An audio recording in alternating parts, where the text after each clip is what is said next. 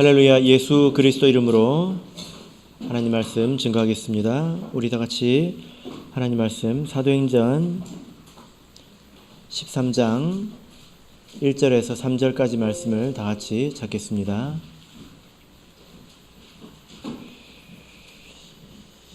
하나님 말씀 사도행전 13장 1절에서 3절까지 말씀을 우리 같이 읽도록 하겠습니다. 1절 시작. 안디옥 교회에 선지자들과 교사들이 있으니 곧 바나바와 니게르라 하는 시므온과 구레네 사람 루기오와 분봉왕 헤롯의 젖동생 마나엔과 및 사울이라. 주를 섬겨 금식할 때에 성령이 가라사대 내가 불러 시키는 일을 위하여 바나바와 사울을 따로 세우라 하시니 이에 금식하며 기도하고 두 사람에게 안수하여 보내니라. 아멘. 네, 오늘 이 시간은 큰 역사의 시작이라는 제목으로 하나님 말씀을 증거하겠습니다. 오늘부터 사도행전의 새로운 단락이 시작이 됩니다. 우리가 사도행전을 읽을 때 이 책의 내용이 좀 구분이 되는 것을 볼 수가 있는데요. 몇 가지 이 사도행전을 이렇게 나누는 그런 방법이 있습니다.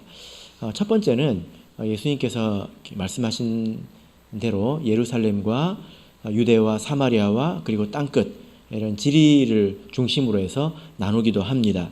그래서 예루살렘에서 교회가 생겼을 때 그 시기와 그 다음에 복음이 유대와 사마리아로 퍼졌을 때 그 시기, 그리고 이제 땅끝으로 복음을 전하는 그 시기, 세 가지가 있습니다.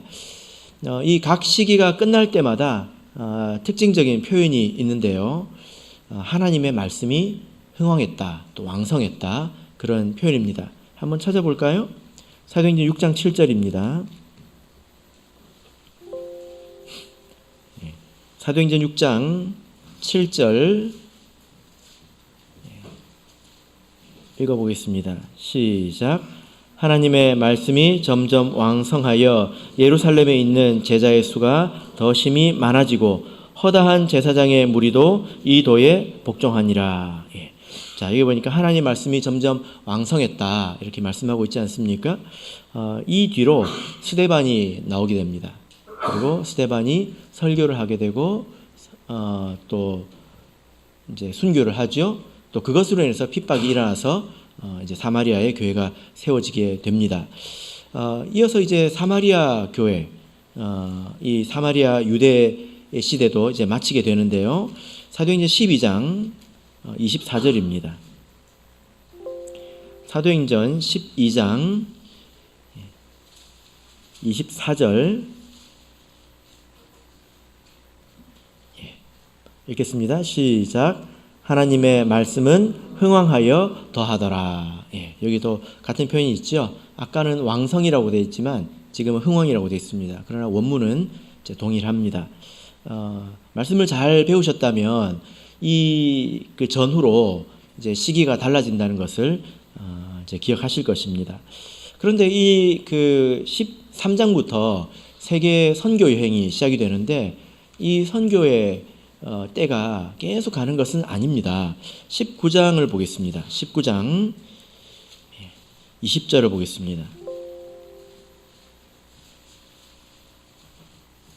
19장 20절 읽겠습니다. 시작. 이와 같이 주의 말씀이 힘이 있어 흥왕하여 세력을 얻으니라. 이게 똑같은 표현이 있죠. 그러나 이 이후로 보면 바울 사도가 예루살렘으로 이제 돌아가게 됩니다. 이렇게 나누는 방법이 있습니다. 또 다른 한 가지의 방법은 뭐냐면은 사람을 기준으로 나누는 방법인데요. 사도행전 12장까지 주인공은 베드로입니다. 그래서 베드로가 주로 등장을 하죠. 그런데 12장이 지나서 13장부터는 베드로가 정말로 사라져 버립니다. 그리고 바울이 전면에 등장하게 되죠. 마치 칼로 자른 것처럼 이렇게 나뉘어져 있습니다. 사도행전 15장에 보면 예루살렘 회의 때에 베드로가 한번 등장하는 것이 이제 전부입니다. 이후로는 그렇단 말이죠. 그래서 12장 또 13장으로 넘어가는 13장을 기준으로 해서 이렇게 베드로의 시대 그리고 바울의 시대로 나눌 수 있다는 것입니다. 또 한 가지가 더 있는데요. 또 어떻게 이 사도행전 나눌 수 있냐면 사도행전 21장을 보겠습니다. 사도행전 21장 30절입니다. 사도행전 21장 30절 자, 같이 읽어보겠습니다. 시작. 온 성이 소동하여 백성이 달려와 모여 바울을 잡아 성전 밖으로 끌고 나가니 문들이 곧 닫히더라. 예. 자, 여기 보면 문들이 닫혔다 이렇게 말씀을 하고 있죠. 여기서 문들이 이렇게 닫혔다고 하는 것은 물론 이제 성문이 닫혔다는 뜻이기도 하지만 상징적으로 이것은 전도의 문이 닫혔다는 그런 것입니다. 그래서 사도행전을 보면 항상 전도를 할 수 있을 것 같은데 그렇지 않아요. 바울 사도가 이제 21장에서 예루살렘으로 가고 난 이후에는 바울 사도는 전도를 하는 것이 아니라 변론을 합니다. 변론을 합니다. 그래서 사도교회는 크게 보면 전도의 시기, 그래서 예루살렘, 유대와 사마리아 그리고 땅끝까지 이르러서 전도하는 그런 복음 전파의 시기가 있다면 뒷부분에는 변론의 시기가 있습니다. 이때 바울 사도가 복음을 전하지만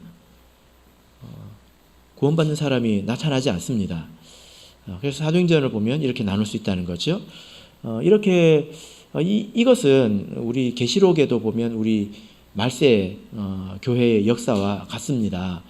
우리 말세 교회도 항상 전도의 문, 구원의 문이 열려 있는 것은 아니죠. 성령이 그친다는 이야기 들어보셨죠? 예. 성령이 그치면 구원받을 수 있겠습니까? 그 이후로? 구원받을 수가 없습니다. 구원의 문이 닫혔다는 거예요. 그죠? 성령이 그치면 예수님이 와야 되지 않겠습니까? 근데 오시지 않습니다. 한참 뒤에 오시거든요. 왜 그럴까요? 예. 구원의 시기가 있고 그 뒤에 어떤 다른 시기가 있다는 것입니다. 이것이 사도교회의 역사와 현재 말세 교회의 역사가 이제 같은 점입니다. 이런 것들을 우리가 전체적으로 합쳐서 보자면 사도행전이 이렇게 되어 있구나. 처음에는 예루살렘의 복음을 전하는 시대, 그리고 이어서 유대와 사마리아의 복음을 전하는 시대. 여기까지는 주인공이 누구입니까? 베드로예요. 그죠? 베드로입니다. 베드로가 앞장서서 이야기하고 사마리아의 복음이 전해졌을 때도 누가 갑니까? 베드로와 또 한 명이 더 가죠. 그리고 이후에 이제 13장부터 땅끝까지 이뤄서 전도하는 그 시기가 이어지게 됩니다. 그때는 주인공이 누구입니까? 바울입니다. 사람으로서 보자면 그렇다는 것입니다. 그리고 이후에 예루살렘에 가서 변론하는 것도 바로 바울이 되겠죠. 이렇게 사도행전을 크게 나누어서 볼 수가 있습니다. 우리가 사도행전을 오래도록 배우다 보니까 앞에 뭘 배웠는지 잊어버리기가 참 쉽지 않습니까? 그래서 간단하게 다시 좀 되짚어 봤습니다. 우리가 사도행전을 지금 배우고 있는데 사도행전은 왜 하나님께서 우리에게 주셨을까요? 우리가 왜 사도행전을 배워야 될까요? 사도행전을 우리가 배우는 가치가 있습니다. 왜냐하면 사도행전은 신약 성경에 있는 초대교회의 유일한 역사책입니다. 초대교회의 역사를 일목요연하게 기록한 유일한 역사책입니다. 사도행전 다음에 로마서가 나오잖아요. 로마서부터 많은 서신서들이 나오는데 그 서신서들의 기본적인 배경이 됩니다. 그래서 사도행전 위에서 이 서신서들을 읽어야 우리가 더욱더 잘 이해가 되겠죠. 그리고 사도행전을 통해서 우리가 배울 수 있는 것이 많은데 가장 중요한 것은 교회가 어떻게 설립이 되었느냐, 그리고 교회가 한 시기를 넘어갈 때 예루살렘에서 사마리아로 그리고 또 이방인에게로 한 시기로 넘어갈 때 어떻게 확장이 되었는가, 여기에는 원칙이 있습니다. 그게 아주 중요하죠. 그래서 사도행전에서 중요한 주제는 교회론입니다. 교회론. 지금 세상에 교회가 참 많지 않습니까? 이 기독교 사회에서 지금 가장 이슈가 되는 것은 바로 교회론입니다. 교회론. 사실상 지금 이 세상은 교리를 따지는 시대는 이미 대세적으로 지났습니다. 그런 사람들이 아직 있습니다. 있긴 하지만 대세적으로는 교리 가지고 감리교 교리가 뭐냐, 장로교 교리가 뭐냐, 그래서 막 이렇게 논쟁하고 그런 시기는 사실상 지나갔습니다. 현실적으로 다 지나갔습니다. 그러나 마지막 남은 게 있는데요. 그게 바로 교회론입니다. 에큐메니컬 운동이라는 게 있습니다. 좀 단어가 어렵지만 한번 들어보실 만합니다. 에큐메니컬. 매니큐어하고 아무 상관이 없어요. 에큐메니컬입니다. 이게 뭐냐면은 교파, 교회의 차이를 초월해서 모든 기독교 교회를 통일시키려고 하는 운동, 이것입니다. 장로교도 있고 감리교도 있잖아요. 순복음교도 있고. 너무 혼란하지 않습니까? 그래서 서로 싸우지 말고 좀 하나가 되자. 그래서 이 에큐메니컬 운동의 목표 중에 하나는 카톨릭하고도 일치가 되는 것입니다. 하나가 되는 거예요. 카톨릭을 보통 구교라고 하지 않습니까? 또 교회를 개신교, 신교라고 하죠. 구교와 신교가 하나 되자. 여기도 포함이 되어 있습니다. 뭐가 하나 되자는 것이냐? 이게 뭐냐면요. 교리를 통일시키려고 하는 게 아니에요. 그건 뭐 이제 너희들 믿고 싶은 대로 그냥 믿어라. 예수님만 믿으면 된다. 그러니까 최소한의 테두리 안에서 서로 인정해 주자는 것입니다. 뭘 인정해 주는 것일까요? 어떻게 인정해 주자는 것일까요? 세례를 인정해 주자는 것입니다. 그래서 천주교에서 세례를 받고 장로교에 가도 거기서 성찬을 줍니다. 보통 이제 세례를 받지 않으면 성찬을 안 주잖아요. 그죠? 다른 교회에서 세례를 받아도 우리 교회 와서 성찬을 받을 수가 있는 것입니다. 이게 이제 하나가 된다는 것입니다. 구원을 인정해 주자는 거예요. 이것이 지금 이 세상의 교회의 대세적인 흐름인데요. 이것은 교회를 떠나서 온 세상의 흐름과도 일치합니다. 지금 온 세상을 휘어잡고 있는 그런 사상, 이거를 포스트 모더니즘이라고 하잖아요. 그죠? 이 사상의 가장 큰 특징은 절대적인 것을 거부합니다.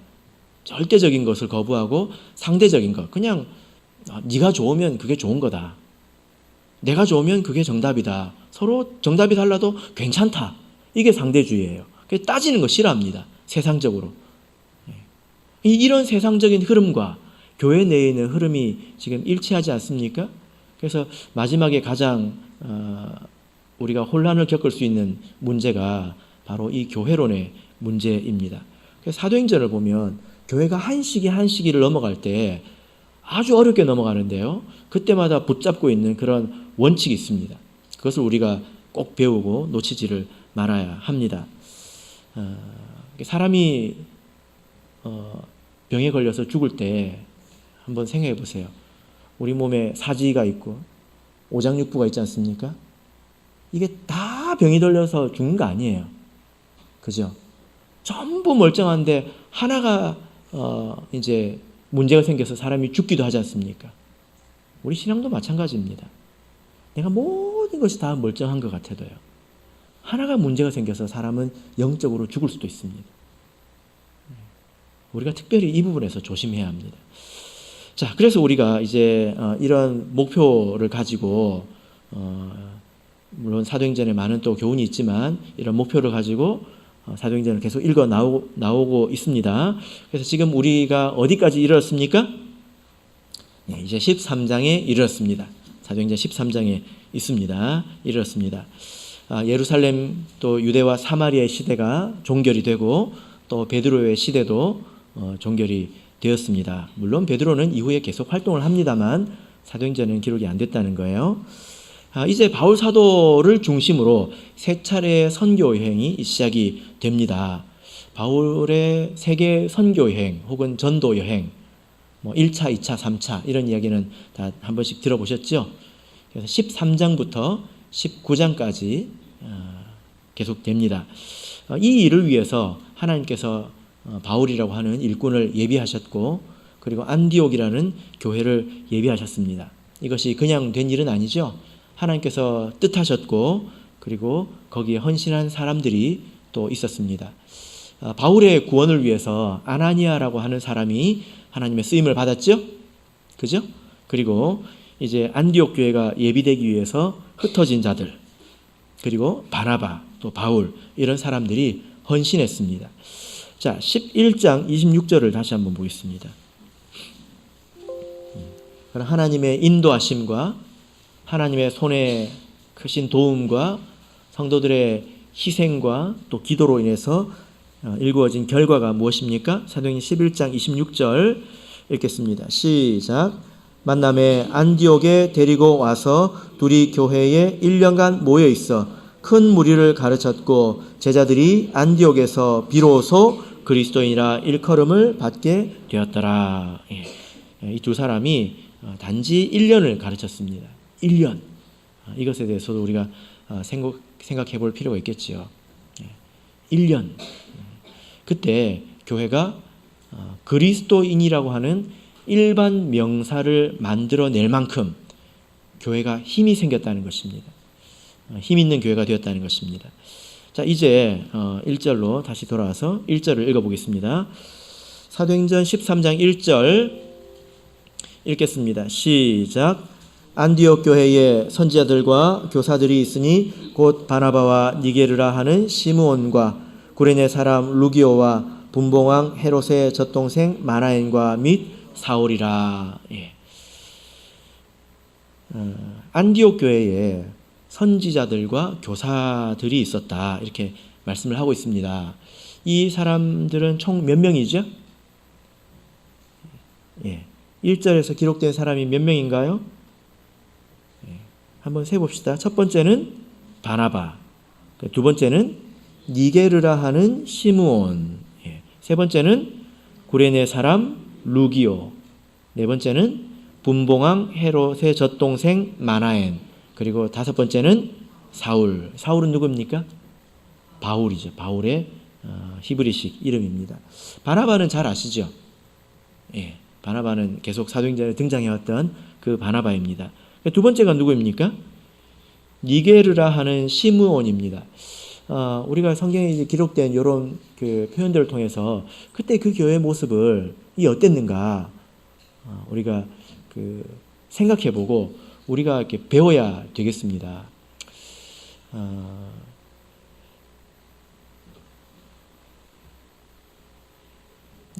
여러분은 지금 우리 교회 모습에 만족하십니까?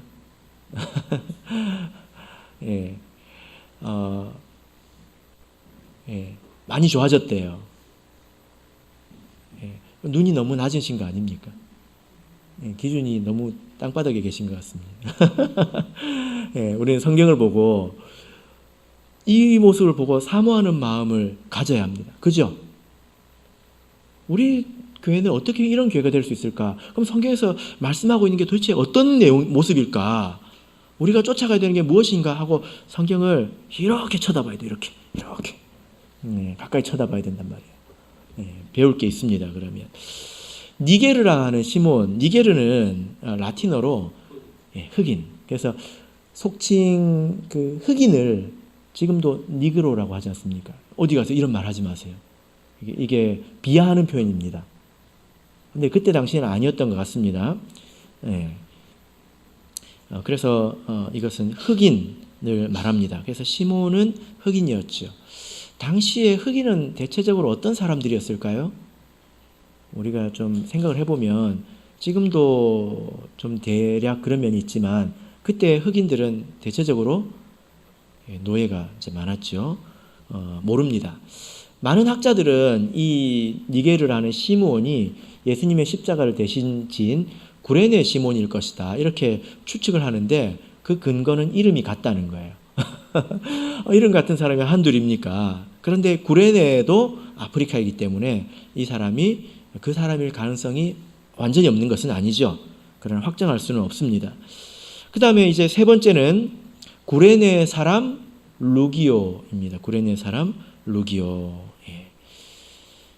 이 구레네는 지금 어디냐면 아프리카 대륙의 최북단, 그래서 지중해 닿아 있는 항구 도시입니다. 거기 출신의 사람이죠.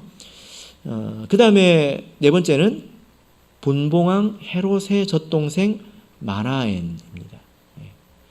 분봉왕이라고 하는 것은 유대 지역의 이제 왕인데, 한 나라에 왕이 한 명 있을 때는 그냥 왕이라고 하는데요. 나라를 나누어서 왕을 이렇게 몇 명으로 나눠서 세웠을 때는 분봉왕이라고 합니다. 나누어서 세웠다. 그래서 분봉왕 이라고 하죠. 그 헤롯의 젖동생인데 실제 형제일 수도 있고, 또 혹은 이런 이야기도 있습니다. 이 마나엔의 어머니가 헤롯의 유모였을 것이다. 그래서 같이 자랐을 것이다.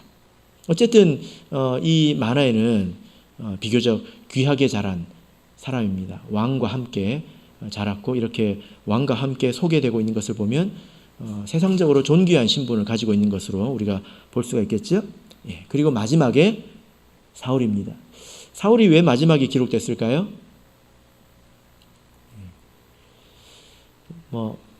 확인할 수는 없지만 여기서 가장 젊지 않을까, 그런 또 생각을 해볼 수가 있습니다.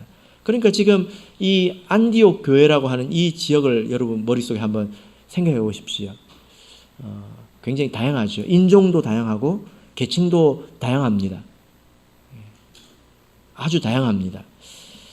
아프리카 출신의 흑인도 있고, 정통 유대인 혈통을 가지고 있는 사람도 있고, 그리고 왕의 가문에서 자란 사람도 있습니다. 차이가 굉장히 크다는 거예요. 지금 우리 교회 성도님들의 삶에도 여러 차이가 있지만 그보다 훨씬 더 큰 차이가 있죠. 이 사람들이 안디옥 교회의 지도자인데, 특별히 이 사람들의 직분을 뭐라고 말하고 있습니까? 선지자와 교사라고 말씀을 하고 있죠. 누가 선지자이고 또 누가 교사인지는 모르겠지만 우리가 바울과 바나바는 교사라는 것을 우리가 알 수 있습니다. 왜냐하면 사도행전 11장 26절에서 큰 무리를 가르쳤다 라고 말씀을 하고 있기 때문이죠. 그리고 디모데후서 1장 11절을 보면 내가 이 복음을 위하여 반포자와 사도와 교사로 세우심을 입었노라. 그래서 바울 사도의 또 하나의 직분은 교사였다는 것을 알 수가 있습니다. 자, 그리고 우리 11장을 다시 한번 보겠습니다. 27절을 보겠습니다.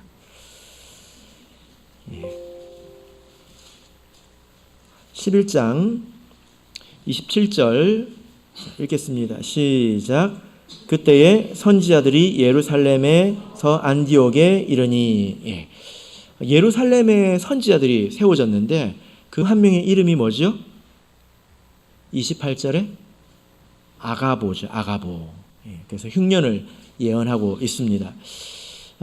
이 아가보가 그 예루살렘에서 안디옥으로 왔는데 지금 이 안디옥에서는 이름이 등장하지 않죠.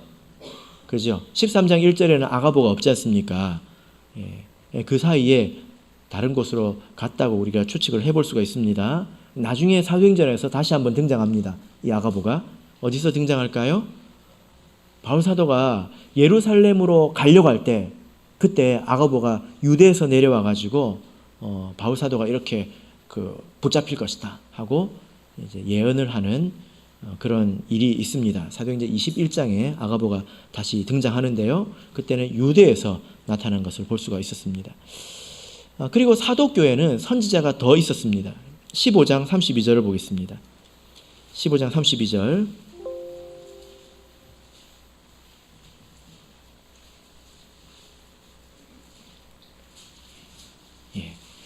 우리가 사도 시대의 선지자가 누가 있는지 또 알 필요가 있겠죠. 사도행전 15장 32절 읽겠습니다. 시작. 유다와 실라도 선지자라 여러 말로 형제를 권면하여 굳게 하고. 여기 보니까 우리가 이제 선지자 이름을 두 명 더 알았습니다. 누굽니까? 유다와 실라. 유다와 실라. 실라는 보통 좀 익숙합니다. 왜냐하면 빌립보 감옥에서 바울 사도랑 같이 노래를 부르는 바람에 유명해졌습니다. 그죠? 바울 사도와 전도 여행을 같이 떠났죠. 여기서 말하는 이 유다는 누구일까요? 15장 22절을 보면 여기 보면 뒷부분을 보시면 형제 중에서 인도자인 바사바라 하는 유다와 실라더라. 예. 이 유다는 가룟 유다도 아니고 예수님의 다른 사도 유다도 아니고 누구입니까? 바사바라고 하는 유다입니다. 바사바는 누구일까요? 바나바 아닙니다. 오타 아니에요. 바사바는 누구냐면 마띠아와 함께 사도로 추천되었던, 사도의 후보로 추천되었던 바로 그 사람입니다. 1장에 나오죠. 그래서 이 바사바라고 하는 이 이름의 뜻은 그 기쁨의 아들, 바가 아들이라는 뜻이거든요. 그 사바, 이거는 이제 히브리어로 기뻐하다 이런 뜻입니다. 그래서 이런 별명을 붙여진 걸 보면 바사바는 좀 이 유다는 많이 웃었던 사람인 것 같습니다. 하하하고 많이 웃었던 그런 사람 아닌가, 또 기뻐할 줄 아는 그런 사람 아닌가 생각을 해보게 됩니다. 두 명 중에 한 명인데 안타깝게 떨어졌잖아요. 바사바, 유다가. 근데 그 이후에 여전히 예루살렘 교회에서 형제 중에 인도자라고 하고 있습니다. 리더라는 거죠. 그 사람이 이제 선지자로 나중에 세우심을 입은 것을 볼 수가 있습니다. 자, 그래서 우리가 이제 사도 시대의 선지자의 이름을 3명을 알았습니다. 첫 번째는 아가보, 두 번째는 유다, 그리고 실라. 익숙해지시라고. 선지자 그러면 무조건 구약의 엘리야 이렇게 생각하실까봐. 그리고 마땅히 우리 교회의 또 선지자 이름은 또 알아야 되겠죠. 안디옥 교회에 이 선지자와 교사들이 있었는데요. 이분들이 이 직분이 다 가르치는 직분이었습니다. 그죠? 이 직분이 다 가르치는 직분이었습니다. 말씀을 가르치는 사람, 하나님의 뜻을 깨우치는 사람이었습니다. 교회에서 가르치는 일이 사실 가장 중요합니다. 성경에서 그렇게 말씀하고 있습니다. 고린도전서 12장을 보겠습니다. 고린도전서 12장 28절, 고린도전서 12장 28절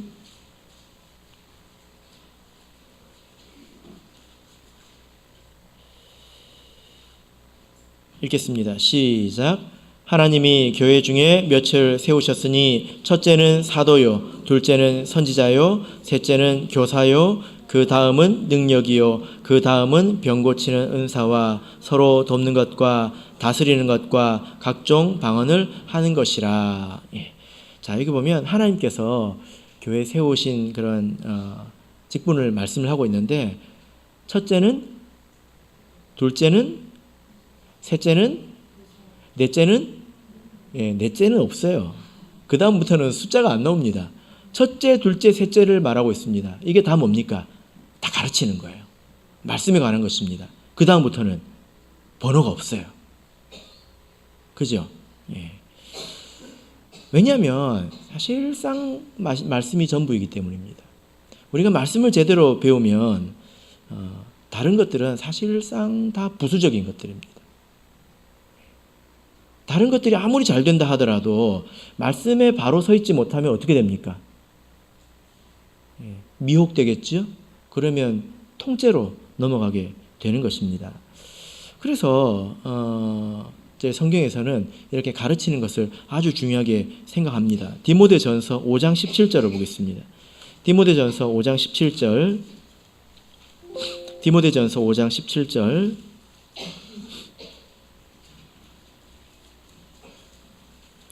디모데전서 5장 17절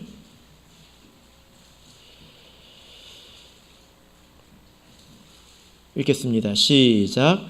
잘 다스리는 장로들을 배나 존경할 자로 알되 말씀과 가르침에 수고하는 이들을 더할 것이니라. 여기 보면 잘 다스리는 장로를 배나 존경해라. 그러나 말씀과 가르침에 수고하는 이들에게 더하라. 이렇게 말씀을 하고 있습니다.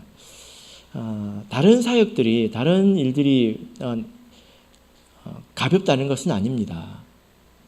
모두가 다 귀한 섬김이지요. 그러나 이것은 다르다는 것입니다. 모든 사역이 귀하지만 그러나 물건을 대하는 사역보다는 사람을 대하는 사역이 더 귀한 것입니다. 사람을 대할 때도 그냥 교제하는 사역보다는 말씀과 진리를 가르치는 것이 훨씬 더 귀하다는 것입니다. 그런 일을 할 수 있는 사람들이 교회에 많이 세워져야 된다라는 거죠.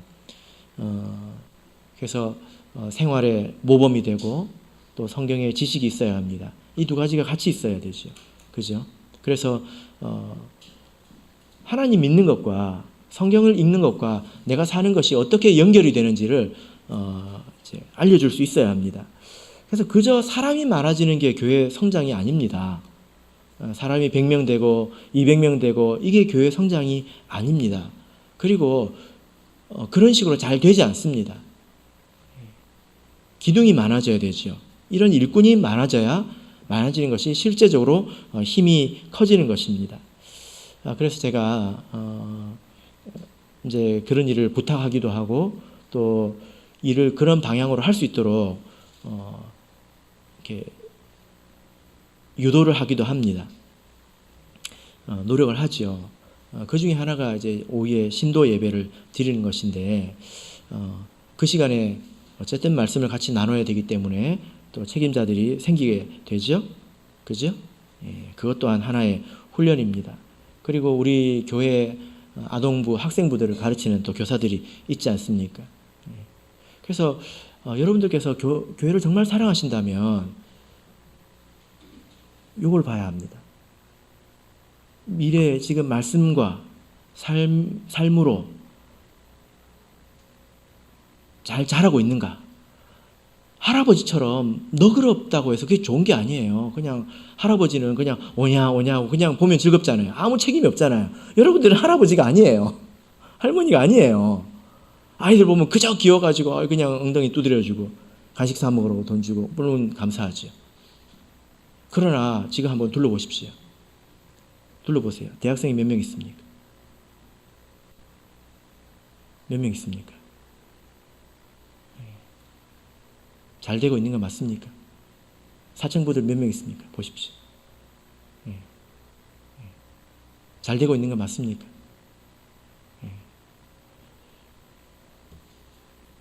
사람은 죽잖아요. 그 이후에 더 큰 세대들이 일어나야 합니다. 우리가 이것이 안디옥 교회를 통해서 이제 배울 수 있는 부분입니다. 자, 이제 사도행전 13장으로 돌아가겠습니다. 사도행전 13장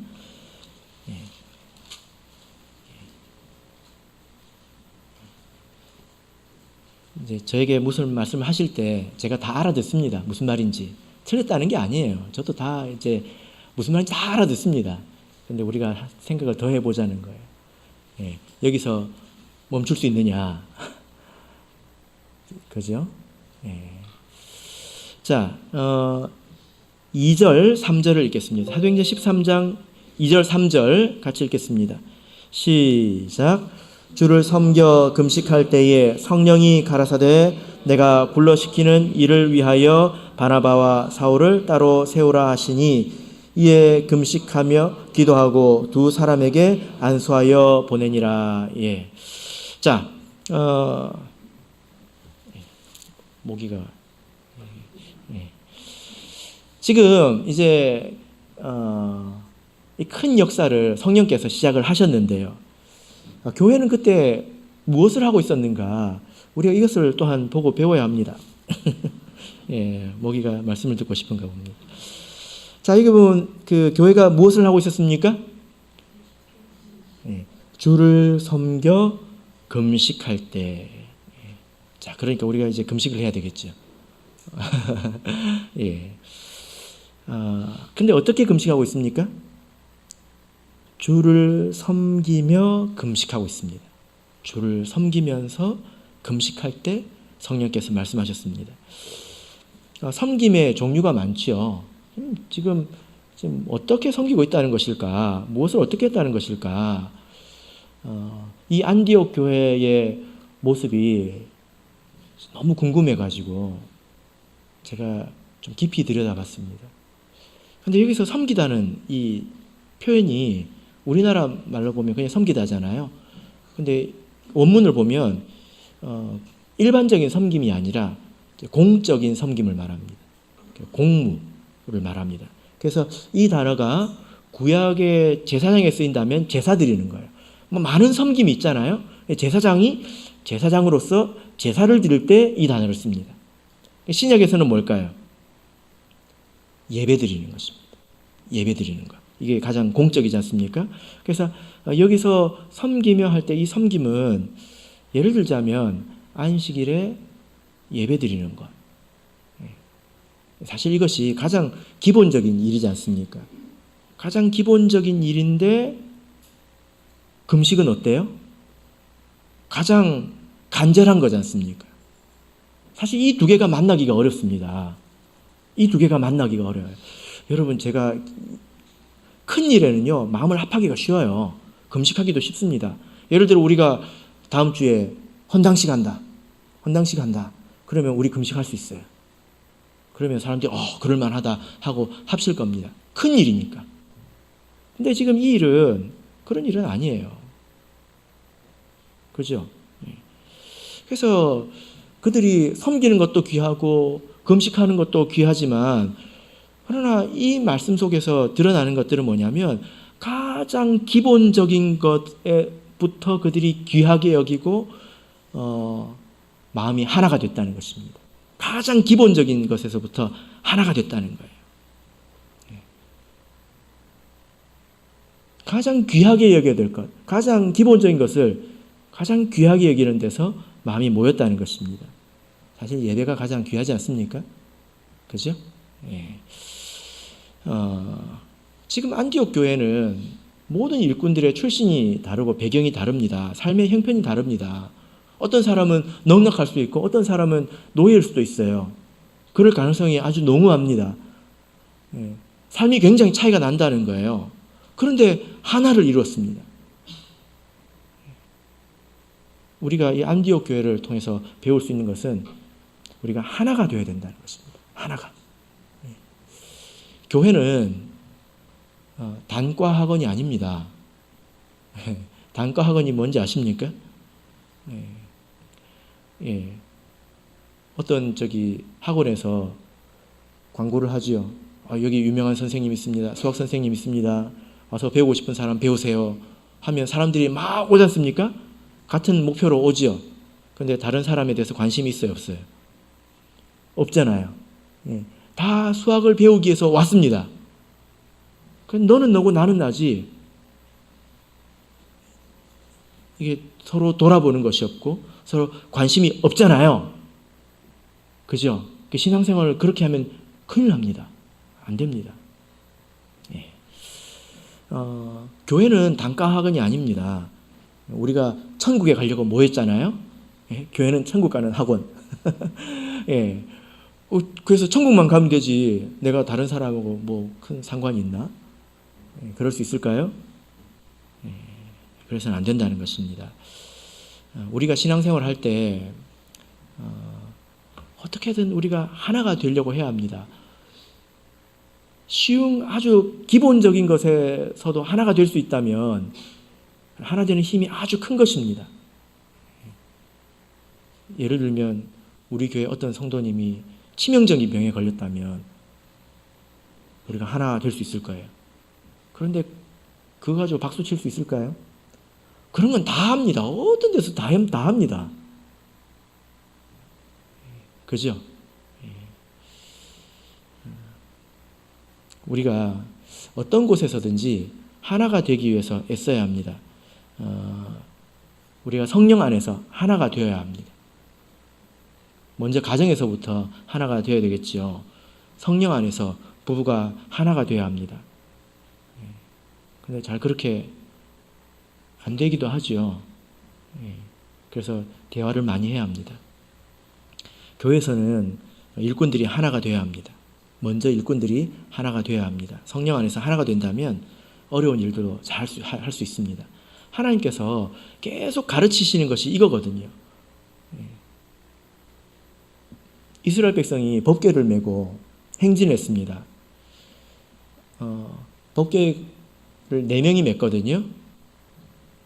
네, 4명이 맸습니다. 한 명이 놓치면 어떻게 될까요? 네, 법궤의 무게가 얼마 정도 될까요? 법궤가. 뭐 실제로 이 규격이 정확하게 뭐 두께나 이런 것들이 나와 있지 않기 때문에 정확하지는 않습니다만 상식적으로 이렇게 생각을 해서 계산을 이렇게 해보면 어느 범위가 나오거든요. 최소로 잡은 무게가 150kg예요. 4명이서 나눠보면요. 사실상 한 명이 질 수 있는 최고의 무게입니다. 예, 우리 희찬이 형제 같은 경우는 더 질 수 있을 것 같지만 예, 저 같은 사람은 만약에 누가 게으름을 부리면 넘어지겠죠. 근데 법궤 뚜껑은 뭘로 만들어졌습니까? 금으로 만들어졌거든요.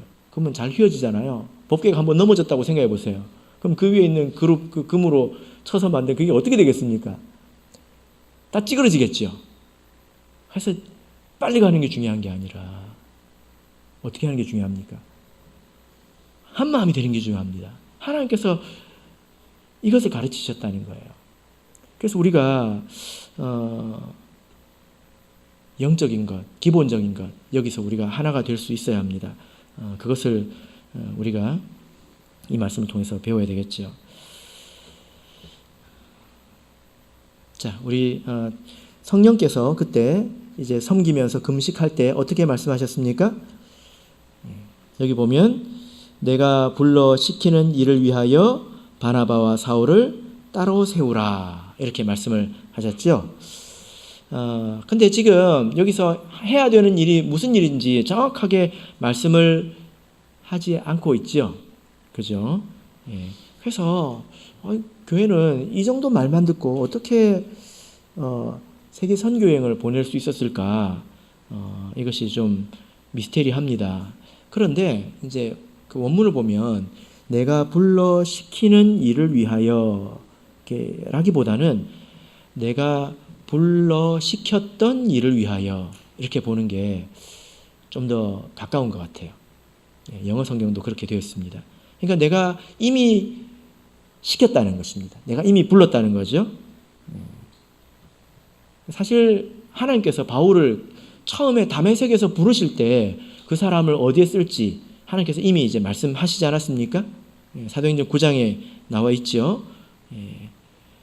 이 사람은 내 이름을 이방인과 임금들과 이스라엘 자손들 앞에 전하기 위하여 택한 나의 그릇이라. 이미 하나님께서 말씀을 하셨습니다. 이제 그것을 실행하라고 하나님께서 말씀하고 계십니다. 자, 여기 보면 여러분 여기 보면요. 바울하고 바나바는 참 대단하다. 이렇게 힘든 선교 여행을 가니까 얼마나 대단하냐 이렇게 생각을 할 수 있습니다. 그런데 여기 보면 보내는 사람이 있고 이제 가는 사람이 있습니다. 그런데 사실 둘 다 힘듭니다. 보내는 사람도 힘들고요. 가는 사람도 힘듭니다. 그래서 3절을 보시면 이에 금식하며 기도하고 두 사람에게 안수하여 보내니라 라고 하고 있죠. 그래서 바울과 바나바를 세계 선교여행을 위해서 보냈습니다. 근데 이 보내다라고 하는 이 표현도 일반적으로 이렇게 보내다 그런 표현이 아니에요. 이 뜻이 뭐냐면 면제하다 혹은 놓아주다 이런 뜻입니다. 왜 이럴까요? 참 독특한 상황인데 왜 면제하다라고 했을까요? 이 말은 이 바울과 바나바가 안디옥에서 해야 되는 일이 있다는 것입니다. 거기서 놓아줬다는 거예요. 그래서 가서 다른 일을 할 수 있도록 해줬다는 것입니다. 여러분 그러면 이 사람들을 놓아주면 남아있는 사람들은 어떻게 될까요? 부담이 더 커지겠죠. 그죠? 부담이 더 커지겠죠. 그래서 바울과 바나바만 힘든 일을 하는 것이 아니라 사실 남아있는 이 사람들도 상당히 희생적인 그런 선택을 일을 지금 하고 있는 것이다 라는 것입니다.